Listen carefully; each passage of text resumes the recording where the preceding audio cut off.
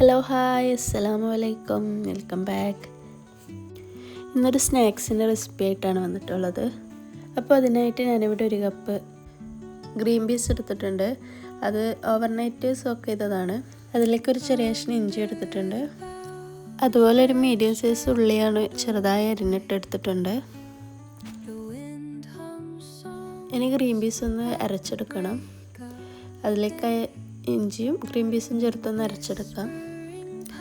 തന്നെ ഫൈനായിട്ട് അരക്കണ്ട, കുറച്ച് തരിയായിട്ട് ഉണ്ടാവണം. അതിലേക്കൊരു പച്ചമുളകും ചേർത്തെടുക്കാം. ഇനി അതൊരു ബൗളിലേക്ക് മാറ്റിയെടുക്കാം. ഇത് പേസ്റ്റ് രൂപത്തിൽ അരച്ചെടുക്കരുത്, ജസ്റ്റ് ഒന്ന് കറക്കിയെടുത്താൽ മതി.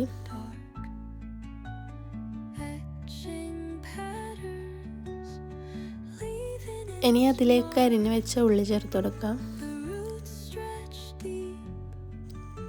അതുപോലെ കുറച്ച് മല്ലിച്ചപ്പും കറിവേപ്പിലും ചെറുതായി അരിഞ്ഞതും ചേർത്ത് കൊടുക്കാം.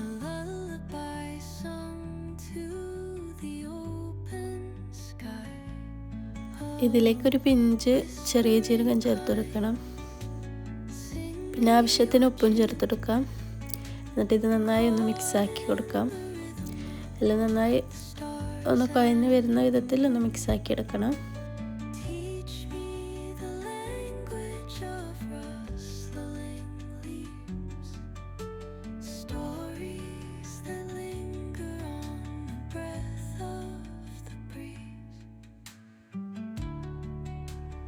പിന്നെ ഇതുപോലെ ഷേപ്പാക്കി എടുക്കാൻ കഴിയണം. നമുക്ക് ഇഷ്ടമുള്ള ഷേപ്പിലാക്കിയെടുക്കാം.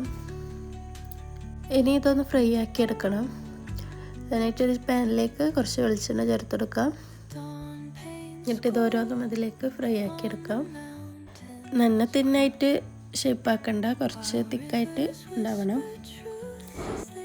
ഇനി ഒരു സൈഡ് നന്നായി ഫ്രൈ ആയതിനു ശേഷം ഇപ്പുറത്തേക്ക് ഇട്ടെടുക്കാം.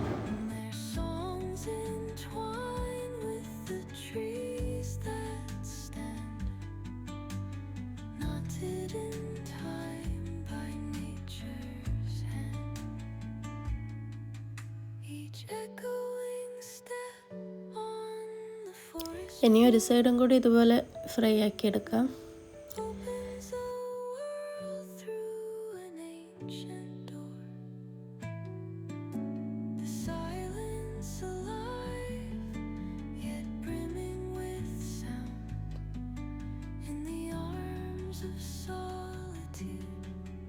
ഇത് നന്നായി ഫ്രൈ ആയതിനു ശേഷം ഇതൊന്ന് കോരി എടുക്കാം.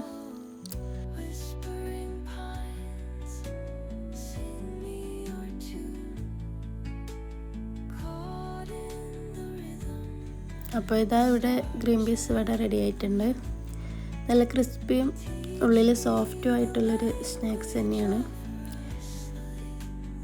പരിപ്പ് വടേനേക്കാളും കുറച്ചും കൂടി ടേസ്റ്റ് കൂടുതൽ ഇതിനാണെന്നാണ് തോന്നുന്നത്. എനിക്കിതാണ് കൂടുതൽ ഇഷ്ടമായിട്ടുള്ളത്. അപ്പോൾ ഒന്ന് ട്രൈ ചെയ്ത് നോക്കാം. അപ്പോൾ എൻ്റെ വീഡിയോ നിങ്ങൾക്ക് ഇഷ്ടമായെങ്കിൽ പ്ലീസ് ഒന്ന് ലൈക്ക് ചെയ്ത് സപ്പോർട്ട് ചെയ്യണേ. അതുപോലെ എൻ്റെ വീഡിയോ ആദ്യമായിട്ട് കാണുന്നവരാണെങ്കിൽ പ്ലീസ് ഒന്ന് സബ്സ്ക്രൈബും ചെയ്യണേ. അപ്പോൾ ഇതുപോലത്തെ വീഡിയോയ്ക്കായി വീണ്ടും വരാം. ബൈ.